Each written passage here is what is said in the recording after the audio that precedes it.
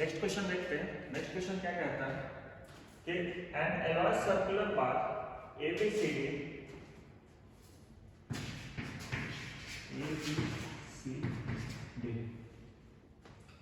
is 3 meter long, is subject to a tensile load of 50 kilonewton as shown in figure। ठीक, figure आपको दिया हुआ है, circular बार है A to B, B to C, C to D। ठीक, total length है इसका 3 metre. If the stress in the middle portion, कहता है कि मिडिल पोर्शन मतलब ये वाला, इसमें जो स्ट्रेस जनरेट हो रहा है मिडिल पोर्शन BC पे is not to exceed 150 MPa, stress in BC should be less than equal to 150 megapascal, मतलब न्यूटन पर mm square। Then what should be its dia? इस वाले पोर्शन का डाया क्या होगा? डायमीटर पूछ रहा है, diameter of BC equals to question mark। Then what should be its dia? Also find the length of the middle portion, और साथ ही साथ ये पूछता है कि बीच का length of the middle portion क्या होगा। क्वेश्चन में दिया हुआ हो length of BC equals to question mark, ये क्वेश्चन पूछता है if the total extension of the bar, total extension कहने का मतलब कि पूरे ही बार का total extension मतलब delta I, if the total extension of the bar should not exceed by 3 mm, total extension 3 mm से ज्यादा नहीं होना चाहिए। take E as 100 GPa, E equals to 100 GPa मतलब into 10 का पावर 3 न्यूटन पर mm स्क्वायर। ठीक है, तो टोटल लेंथ यहाँ पे दिया हुआ है 3 मीटर, जो लोड एक्ट कर रहा है वो है 50 किलोमीटर का टेंसाइल लोड, मतलब कि दोनों साइड से बार क्या हो खिंचा रहा है। तो सबसे पहला काम क्या करना है कि इसका डाया निकालना है, ये पूछा है तो डाया निकालना है। डाया निकालने के लिए क्या करेंगे, तो पहले देखो यहाँ पे स्ट्रेस का वैल्यू दिया है ना गिवन में स्ट्रेस दिया है ना, और स्ट्रेस क्या होता है P/A। ठीक है, तो यहाँ पे P का वैल्यू क्या है, तो क्या करते हैं फ्री बॉडी डायग्राम बनाते हैं। चलो A to B कुछ ऐसा सेक्शन, B to C कुछ ऐसा सेक्शन, C to D कुछ ऐसा है। तोड़ दिए तीनों, AB, BC और ये CD। एक्सियल लोड था ना, अब देखो लोड लगाएंगे, एक साइड से पकड़ते हैं, इस साइड बोलता है 50 किलोमीटर का लोड है। ठीक है, तो इस साइड लोड है, फ्री बॉडी डायग्राम में इधर भी 50 का लोड आएगा, और क्योंकि यहाँ पे इस वाले पोर्शन पे A to B में हम टुवर्ड्स राइट 50 दिए हैं, तो इस वाले पे उल्टे साइड पे आएगा ना 50 का, तभी तो ये सेक्शन बैलेंस हो गया यहाँ पर। Similarly free body diagram of BC में अगर टुवर्ड्स लेफ्ट 50 किलोमीटर का लोड है तो उल्टे डायरेक्शन में यहाँ पे भी 50 का लोड लगेगा।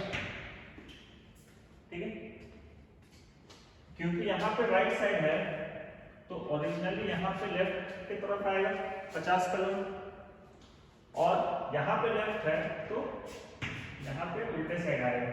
ठीक है,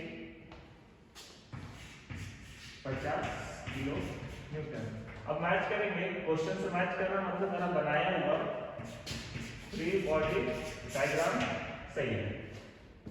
ठीक है, तो आपको मिडिल वाले पोर्शन में P का वैल्यू पता चल गया 50 किलोमीटर।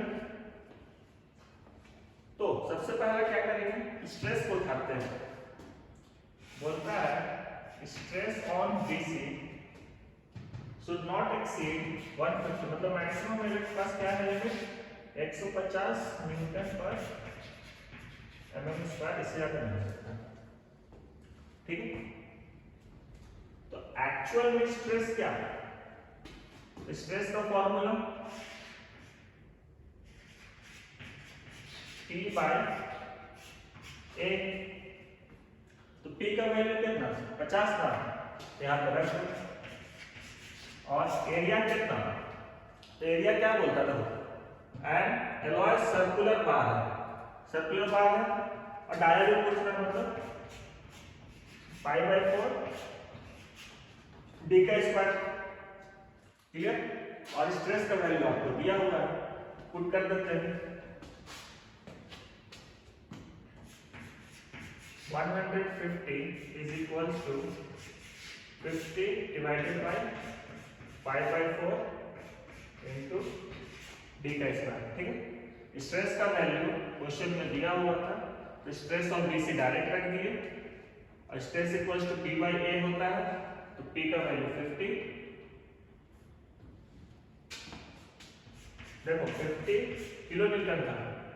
ठीक है, और स्ट्रेस न्यूटन है, इस 50 को चेंज करेंगे न्यूटन में, क्योंकि यूनिट हमको हमेशा सेम रखना है। क्लियर, डी स्क्वायर को इधर ले आते हैं, 150 को इधर ले आते हैं,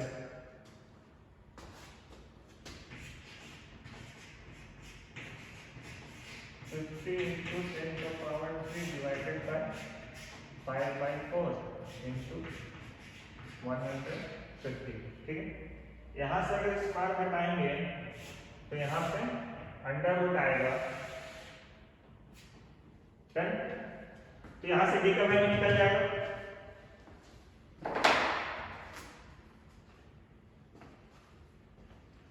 अंडर रूट 50 इंटू 10 का पावर 3 डिवाइडेड बाय 5/4 इंटू 150। ये कुछ आएगा, डी का वैल्यू 20.60 और यूनिट होगा mm। ठीक है, यहाँ तक कोई दिक्कत नहीं। तो पहला क्वेश्चन तो सॉल्व हो गया 20.601। ठीक, तो पहला क्वेश्चन तो यहाँ सॉल्व हो गया कि आपको डी निकालना था, तो यहाँ पे जो डी था हम यहाँ पे लिख सकते हैं, ये है आपका 20.60 mm। क्लियर, दूसरा पार्ट ये कहता है कि लेंथ निकालिए, also find the length of the middle portion, middle portion का लेंथ निकालना है, और टोटल का लेंथ 3 मीटर अपने को दिया हुआ है। ठीक, इसको इरेज करते हैं,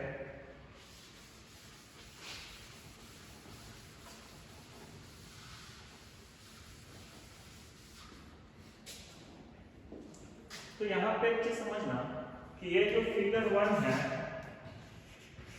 ये 2 है, ये 3 है। ठीक है, देखो फिगर 1 का जो क्रॉस सेक्शन जो है ये भी 40 तक आया है, फिगर 3 का जो क्रॉस सेक्शन होगा वो भी 40 तक आया है ना। 40 डायमीटर का सर्कुलर बार यहाँ पे भी है, 40 डायमीटर का सर्कुलर बार यहाँ पे भी है, और जो स्ट्रेस लग रहा है, सॉरी जो लोड लग रहा है वो 50 किलोन्यूटन का है, और इस वाले बॉडी पे भी 50 किलोन्यूटन का ही लोड आ रहा है। फ्री बॉडी डायग्राम में चेक कर सकते हैं, पहला बॉडी में भी 50 किलोन्यूटन का दोनों साइड से टेंसाइल लोड, और इस वाले में भी 50 किलोन्यूटन का दोनों साइड से टेंसाइल लोड। तो जब क्रॉस सेक्शन सेम है और लोड भी सेम है, तो कहीं ना कहीं जो चेंज इन लेंथ आएगा वो भी तो सेम आएगा। ठीक है, इसका क्रॉस सेक्शन अलग है, छोटा है, इसमें ज्यादा चेंज आएगा। सेम लोड, इसमें ज्यादा क्रॉस सेक्शन है, जो ज्यादा 40 तक आया है ना, तो इसमें जो खिंचाव आएगा वो कम आएगा, और इस वाले में ज्यादा आएगा। अगेन रिपीट करते हैं, इसका जो क्रॉस सेक्शन है, क्योंकि मटेरियल तीनों का तीनों सेम है, कैसे पता, E का वैल्यू पूरे बॉडी के लिए 100 GPa दिया है, ठीक है। तो 100 GPa जब तीनों का सेम है मतलब तीनों का मटेरियल सेम है, कास्ट आयरन भी हो सकता है, ठीक है, मटेरियल कोई भी हो सकता है, कॉपर हो सकता है, कास्ट आयरन हो सकता है, उसका वैल्यू 100 के आसपास होता है। तो क्योंकि तीनों मटेरियल सेम है और इन दोनों का क्रॉस सेक्शन सेम है और लोड भी सेम है दोनों में 50 किलोमीटर का, तो इसमें जो चेंज आएगा वो सेम आएगा। कि इसका क्रॉस सेक्शन कम है तो इसमें जो चेंज आएगा डेल्टा एल का वैल्यू वो हो सकता है थोड़ा ज्यादा है, ठीक है। लेकिन ये अपने को पता है कि दोनों में सेम आएगा। तो यहाँ पे हम जो फॉर्मूला लिखेंगे डेल्टा एल का क्या होता था, पी एल बाई ए ई। तो हम यहाँ पे ये दोनों को सेम सेक्शन ले लेंगे, इसको अलग लेके चलेंगे, ठीक है।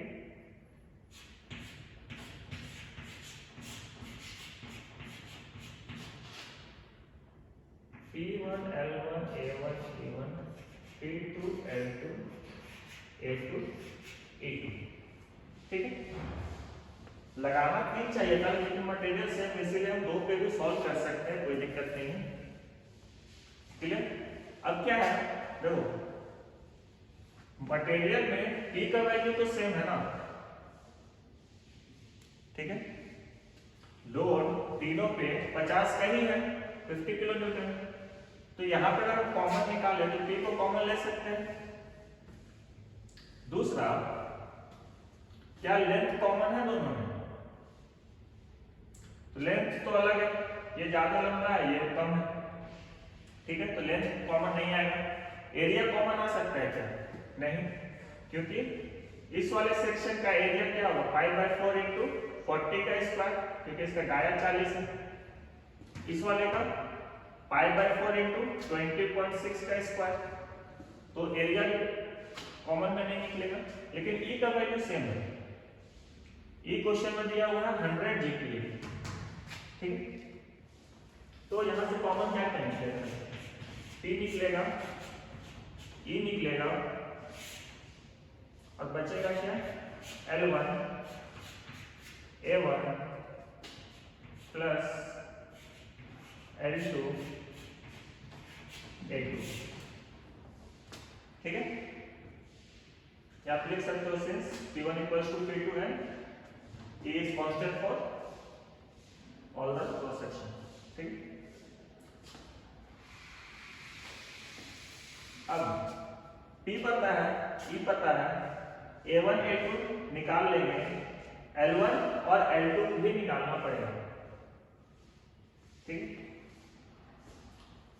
तो हम क्या करते हैं, ये वाला जो था इसको हम L1 मान लेते हैं। कहने का मतलब यहां से यहां प्लस यहां से यहां, ये वाले को और ये वाले को मिला के हम L1 मान लेते हैं, ठीक। और ये वाला आपका L है। कहने का मतलब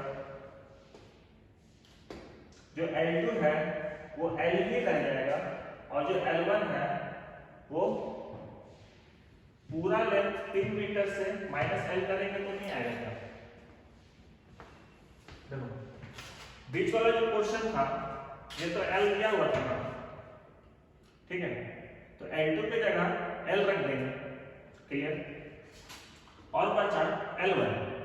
L1 कितना, मतलब ये वाला लेंथ प्लस ये वाला लेंथ है ना, ये लेंथ प्लस ये लेंथ कितना, तो हम पूरे लेंथ में से जो कि 3 मीटर था उसमें से इसका लेंथ को माइनस कर देंगे तो मिल जाएगा। तो देखो L1 इक्वल्स पूरा लेंथ कितना 3 मीटर और mm में लेते हैं ना 3000 लिखेंगे माइनस L, ठीक है।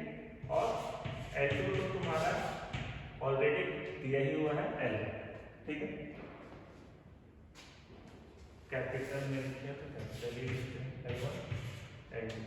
अब आते हैं A1 मतलब ये वाला सेक्शन 5/4 इंटू 40 का स्क्वायर A2 5/4 इंटू छोटा वाला निकाले 20.60 तो 20.6 का स्क्वायर। ठीक है,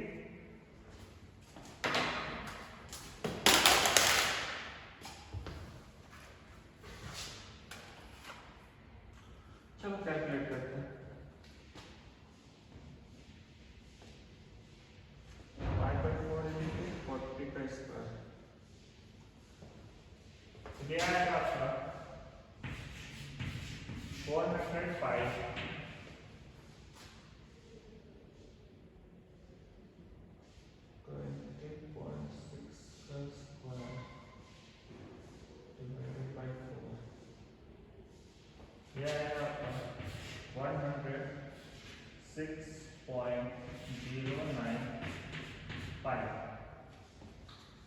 पाई का वैल्यू कभी मल्टीप्लाई नहीं किए क्योंकि यहाँ पे डायरेक्ट काट देंगे।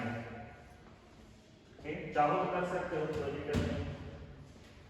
क्लियर, यहाँ पे पाई का वैल्यू को चाहो तो मल्टीप्लाई कर लो, नहीं चाहो तो ऐसे भी रख सकते हो, कोई दिक्कत नहीं। ठीक है, वैल्यू पुट कर L1 मिल गया, A1 मिल गया, L2 मिल गया, A2 मिल गया, P का वैल्यू पता है, E का वैल्यू पता है, डेल्टा एल क्वेश्चन में दिया हुआ था कि जो टोटल चेंज इन लेंथ होगा वो 3 mm से ज्यादा नहीं होना चाहिए। ठीक है, तो सभी का वैल्यू को पुट करते हैं। देखो सबसे पहले डेल्टा एल, तो delta L 3 mm is equals to P का वैल्यू कितना था, पी सबके लिए कॉमन था 50 का, 50 किलो न्यूटन। ठीक है, 50 into 10⁻³ newton divided by E, E का वैल्यू 100 इंटू 10⁻³ न्यूटन पर mm square. Under bracket L1 is 3000 minus L, 3000 minus L divided by A2, sorry L1 by A1, A1 का value 405 plus L2 तो already दिया हुआ है, L diagram में है, A2 का वैल्यू 106.095। ठीक है,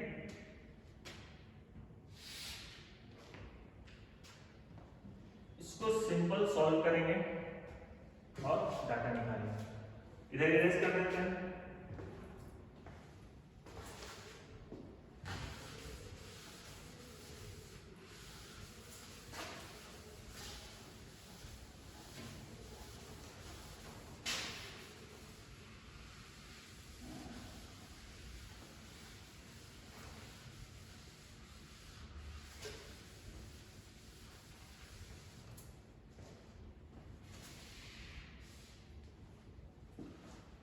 चलो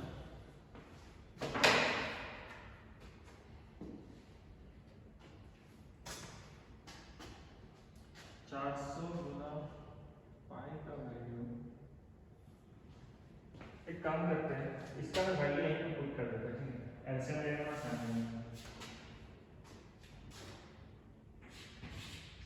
1256.68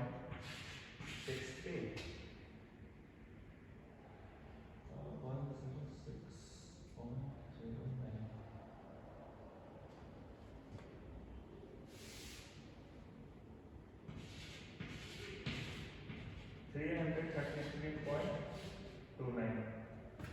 ठीक है,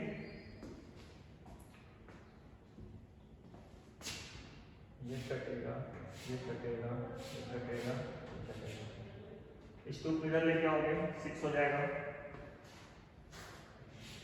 ठीक है, ये 2 यहाँ आएगा, मल्टीप्लाई होकर 6 mm हो जाएगा। 6 is equals to 3000 minus L divided by 106.095। 1256.63 plus L divided by 333.29. LCM लो और डायरेक्ट क्रॉस मल्टीप्लाई करते हैं 333.29 multiply by 3000 minus L plus 1256.63 multiplied by L whole divided by 1256.63 multiplied by 333.2. Simple maths है। इसको cross multiply करके नीचे वाले को मल्टीप्लाई कर दें, ठीक है। अब सॉल्व करो 333.29 multiplied by 3000 gives you 3.9870. ये इससे मल्टीप्लाई हो minus this multiplied by this 3.3.29 L plus 1256.63 L whole divided by, इसको मिटा देते हैं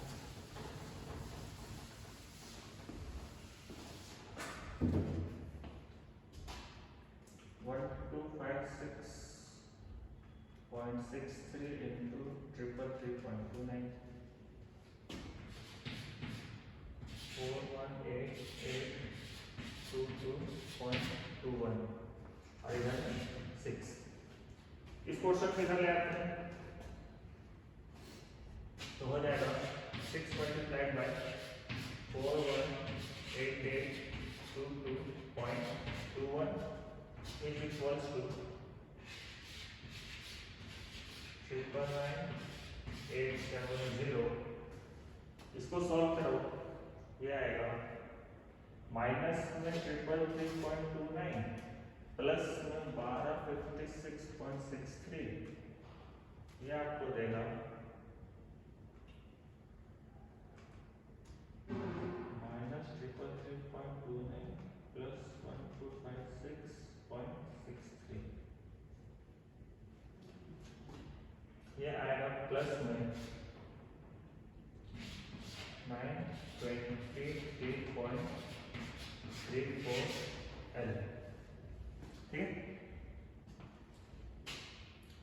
अब इसको मल्टीप्लाई करेंगे, इस वाले को इधर लेके आएंगे, माइनस में आ जाएगा तो 6 into 418822.21 is equals to 251,252,933.26। तो इसको सॉल्व किए और इसको इस साइड लेके आएंगे minus 99870 is equals to 923.34 L, ठीक है। सबके सामने सिंपलाइज का साइन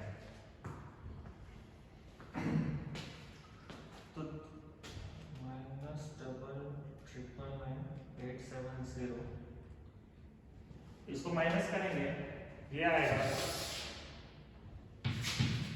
151,306.26। तो यहाँ पे L मल्टीप्लाई में था ना, इधर आएगा तो डिवाइड हो जाएगा 923.34 L, तो दिस डिवाइडेड बाय 923.34, ये आएगा 1638.64, ठीक है। ये जो वैल्यू है ये mm में 1638 मैच करते हैं, सही है। देखो अगर हम इसको मीटर में चेंज करें तो ये कितना लिखाएगा 1.638 मीटर लिख सकते हैं। 1000 से डिवाइड करके इधर आ गया, mm में था ना, ये हम मीटर में लिख सकते हैं। ठीक है, एल का वैल्यू यही पूछा था क्वेश्चन में। ये बीच वाला जो पोर्शन था ये आपका डायग्राम में देखना, इस बीच वाले पोर्शन का लेंथ कितना था, तो लेंथ आपका 1.638 मीटर ये आएगा आंसर। इसके अलावा जो बच गया उस पोर्शन का लेंथ कितना, ये नहीं पूछा है लेकिन आगे का बता रहे हैं, क्योंकि टोटल 3 मीटर था तो 3 मीटर में इस एल का जो वैल्यू आया इसको माइनस कर देंगे, तो यहाँ पे आप लिख सकते हो 1.6 राउंड ऑफ कर देते 1.64 मीटर, तो जो बचा उसमें से 1.64 माइनस कर देंगे, आपका डाटा आ जाएगा।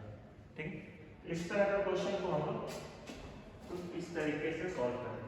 ये करने की जरूरत नहीं, बस समझाने की जरूरत है। ठीक,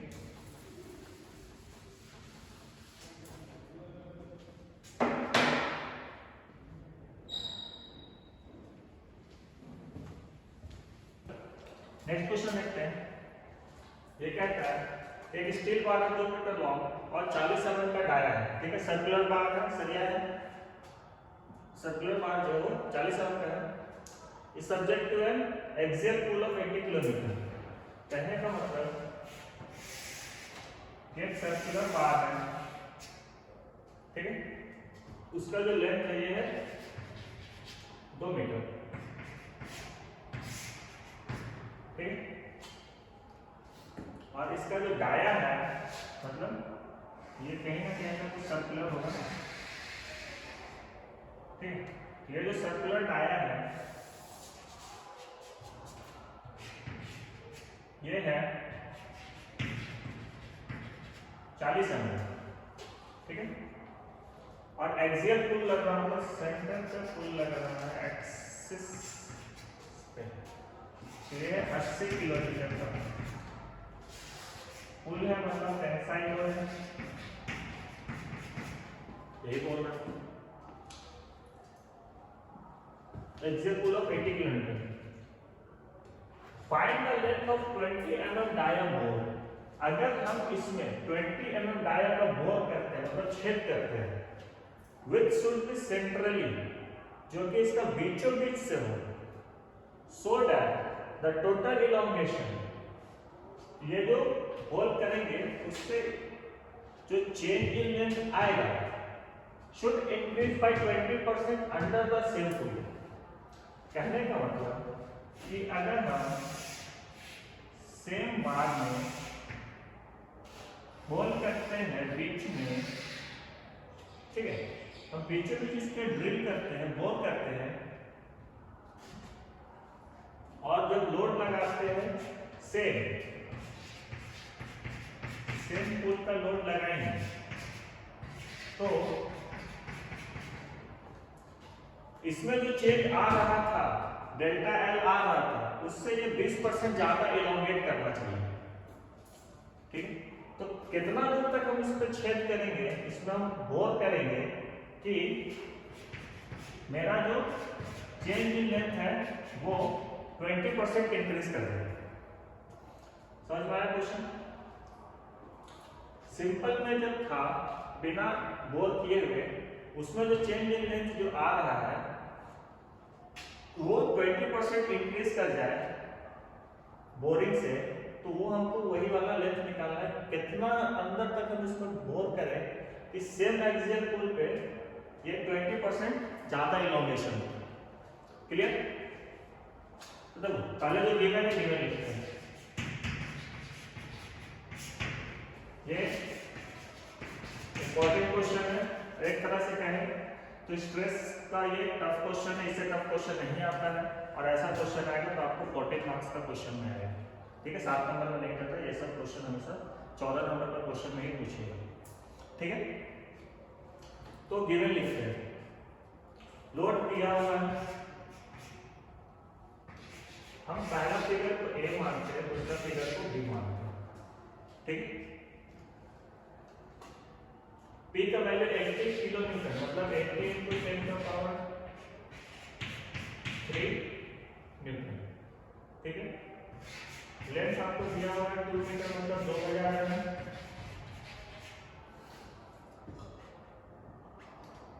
ई का वैल्यू दिया हुआ है 200 GPa, क्योंकि GPa लिखा है 200 × 10⁻³ न्यूटन पर mm²। डाया दिया है, डाया क्या है 40 का है, ठीक है। तो इससे अपन एरिया निकाल सकते हैं 5/4 × 40 का स्क्वायर, 40 का स्क्वायर मतलब 40 × 40, ठीक। इसको सॉल्व करो, therefore get 10, तो 40 × 10 400 पाई, ठीक है।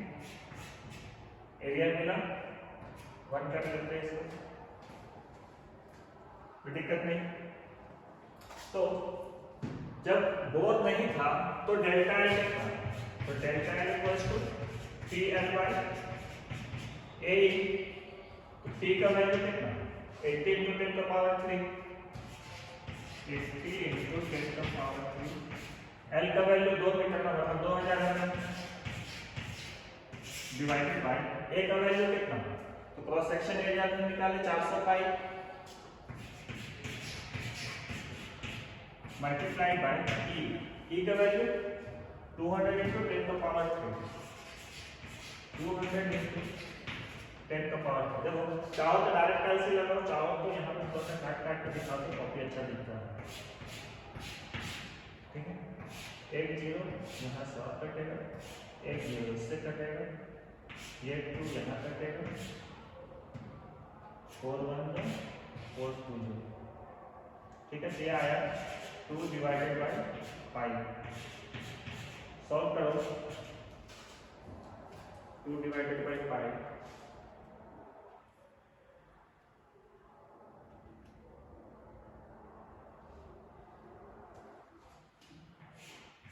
0.6366, ठीक है। डेल्टा का वैल्यू 0.6366 और लिमिट आएगा n। पहला पार्ट यहाँ पे सॉल्व होता है और यहीं से दूसरा पार्ट का स्टार्ट होता है, क्योंकि आपको बोला था find the length of 20 mm dia board which should be centrally carried out so that the total elongation should increase by 20%। जो मेरा टोटल elongation आएगा ये मेरे को जब हम इसमें ड्रिल करेंगे तो 20% ये बढ़ जाना चाहिए। तो यहाँ से क्वेश्चन नंबर बी का शुरुआत होता है, पार्ट बी का।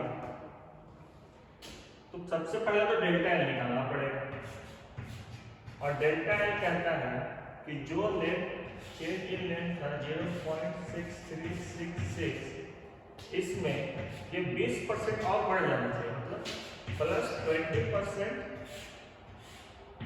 ऑफ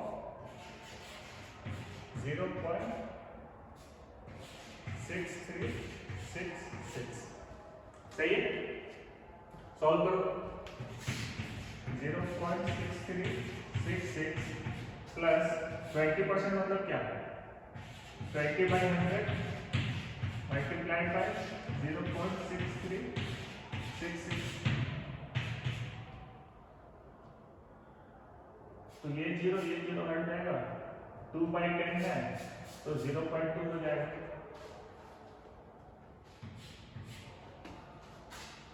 तो 0.6366 प्लस 0.2 इंटू 0.6366, ये आएगा आपका 0.7639 mm।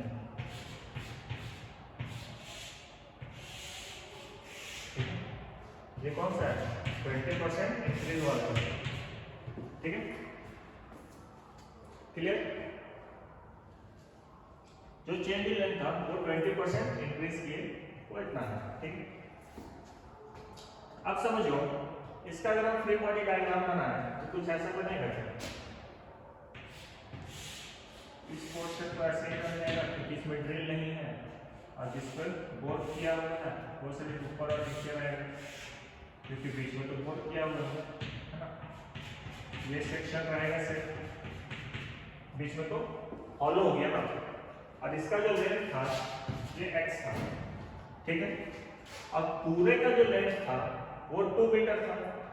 तो जहां पर बोरिंग नहीं हुआ है तो उसको हम नहीं लिख सकते क्या?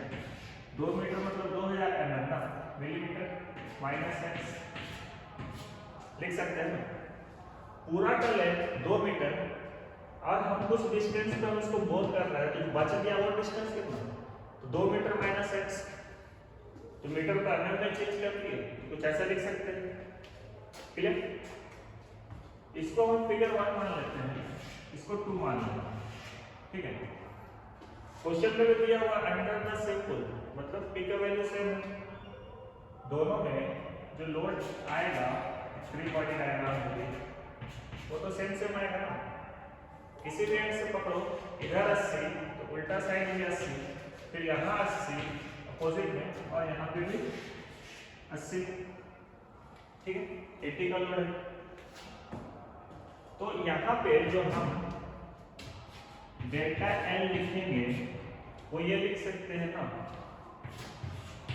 PL/AE of 1 plus PL/AE of 2। एक पहला फिगर के लिए, दूसरा दूसरे फिगर के लिए। तो अपने को क्या चाहिए? तो P का वैल्यू तो सेम दोनों फिगर है ना, तो P सेम, L अलग अलग है, एक x है दूसरा 2000 माइनस x है।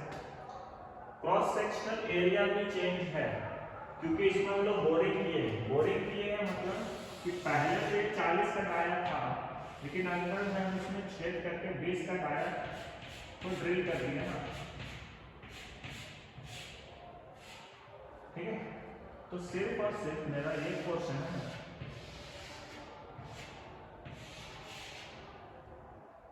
तो ऐसा वाला पोर्शन का एरिया कितना? हॉलो वाला में पढ़ेंगे कि इसका ये फिगर 2 है, ये A2 हो जाएगा। A2 कितना? 5/4 capital D square minus small d का स्क्वायर, ये था ना। 20 का बोरिंग है तो ये 20 और कैपिटल D ऑलरेडी 40 था। इसको सॉल्व करो, 5/4 मल्टीप्लाई कर कैपिटल D 40 का स्क्वायर माइनस 20 का स्क्वायर,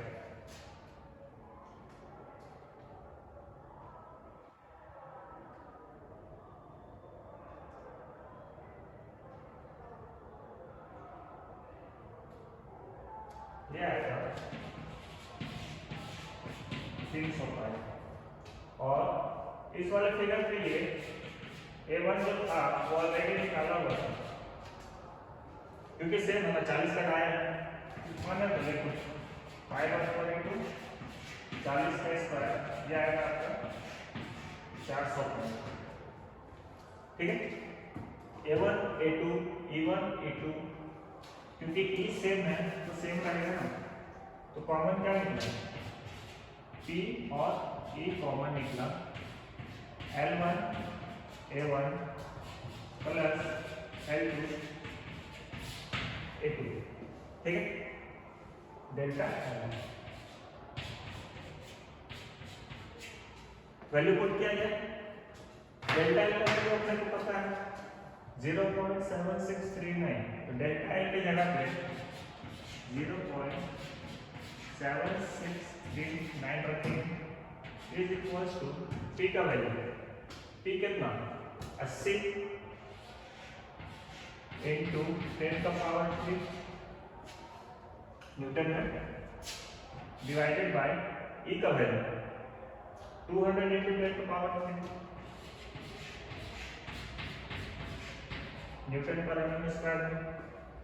L1 1 किसको माने, उस साइड वाला फिगर को माने, इसका लिखेंगे कितना लें, तो 2000 minus x divided by A1 405 plus L2 इस वाले का L2 मतलब x डिवाइडेड बाय एरिया, तो 305। सिंपल है, इसको सॉल्व करेंगे x का वैल्यू आ जाएगा, इसका रिप्लेस करते हैं।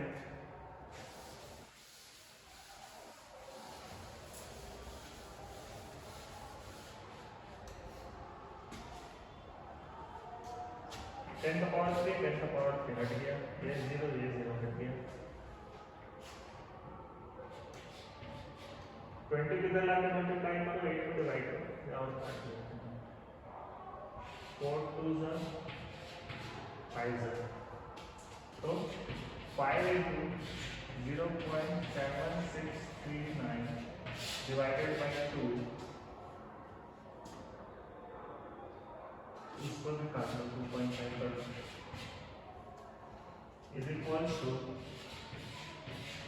2000 minus x divided by charge of 5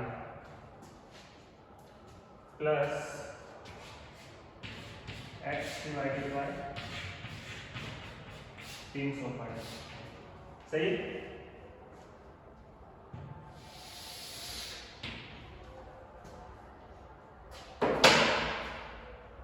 तो 2.5 into 0.7639 क्या आएगा आपको, 1.90975 इज इक्वल्स टू, देखो यहाँ पे एलसीएम लेना पड़ेगा, हम डायरेक्ट क्रॉस मल्टीप्लाई करते हैं, ज्यादा दिमाग नहीं लगाते हैं, ठीक है। तो नीचे हो जाएगा आपका 405 मल्टीप्लाइड बाय 305, ऊपर का आएगा आपका 2000 माइनस एक्स, क्रॉस मल्टीप्लाई होगा, फिर 305 से मल्टीप्लाई होगा, प्लस एक्स ऑलरेडी था 305, इस पूरे के साथ मल्टीप्लाई होगा, एक्स इस वाले के साथ मल्टीप्लाई होगा, सिंपल मैथ्स है, 405, ठीक है, बेसिक है। इसको मल्टीप्लाई करेंगे, इधर लेके आएंगे, 405 गुना 305, ये पूरा का पूरा लेके आप इधर आओगे, इसके साथ मल्टीप्लाई होगा, और मल्टीप्लाई होकर कितना बनेगा देखते हैं, दिस मल्टीप्लाइड बाय 405 गुना 305, तो इस साइड में जो आएगा 2268117.241 इज इक्वल्स टू, इसको पूरा का पूरा लेके इधर आ गए और इससे मल्टीप्लाई करते हैं, ठीक है। अब इसको सॉल्व करते हैं, तो 2000 गुना 305, 2000 गुना 305 माइनस, अब ये मल्टीप्लाई होगा, ब्रैकेट खोल रहे हैं, 305 into x plus 405 into x, ठीक है। इसको सॉल्व करेंगे, इधर लेके आएंगे, ये माइनस हो जाएगा इधर आके, स्टेप बाय स्टेप करते हैं, 2000 गुना 305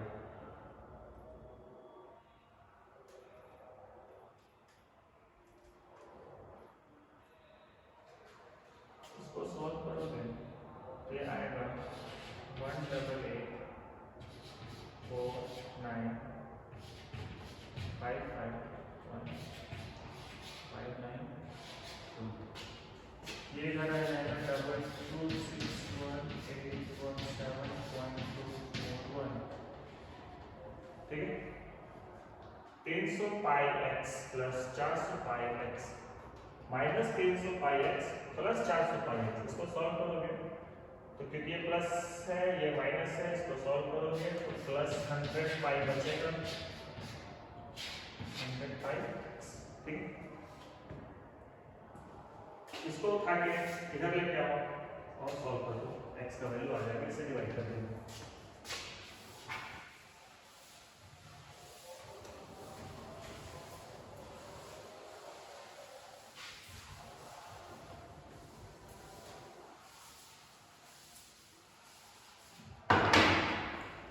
ठीक है, तो 22618117.241 माइनस,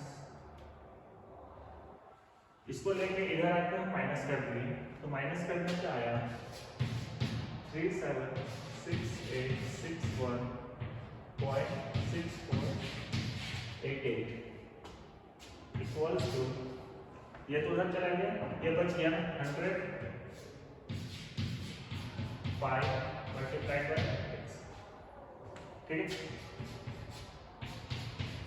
आगे तो ये उठ के यहाँ आएगा, डिवाइड हो जाएगा, दिस डिवाइडेड बाय 100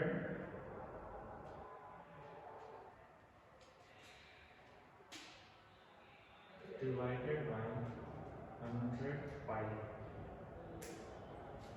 फिर आएगा 1199.587 mm और इधर रह जाएगा, ठीक है। 100 पाई इधर आके डिवाइड मार दिया, इसको डिवाइड कर दिए, तो ये वैल्यू आ जाएगा, क्योंकि ये mm में आया, इसको मीटर में चेंज करेंगे तो 10 डिजिट करके आ जाएगा, तो 1.1995 मीटर, ठीक है। राउंड फिगर में लिखोगे तो इसको 1.2 मीटर भी लिख सकते हैं, that is implies x equals to 1.2 metre, ठीक है। ये जो ड्रिल होगा ये आएगा आपका 1.2 मीटर हम लोग होल करेंगे, ठीक है। तो समझो, जो एक सिंपल स्टील बार था उसमें जो डेल्टा एल आया था, सेम लोड कंडीशन पे हम लोग 80 किलोमीटर के ही लोड कंडीशन पे 1.2 मीटर ड्रिल करेंगे तो क्वेश्चन सेटिस्फाई कर जाएगा कि इसमें 20% इलोंगेशन ज़्यादा आएगा नॉर्मल वाले से, जिसमें ड्रिल नहीं था उससे यहाँ पे 20% इलोंगेशन ज़्यादा आएगा। कितना बोर करना पड़ेगा? 1.2 मीटर। क्लियर है? इससे टफ क्वेश्चन नहीं पूछता जीओ।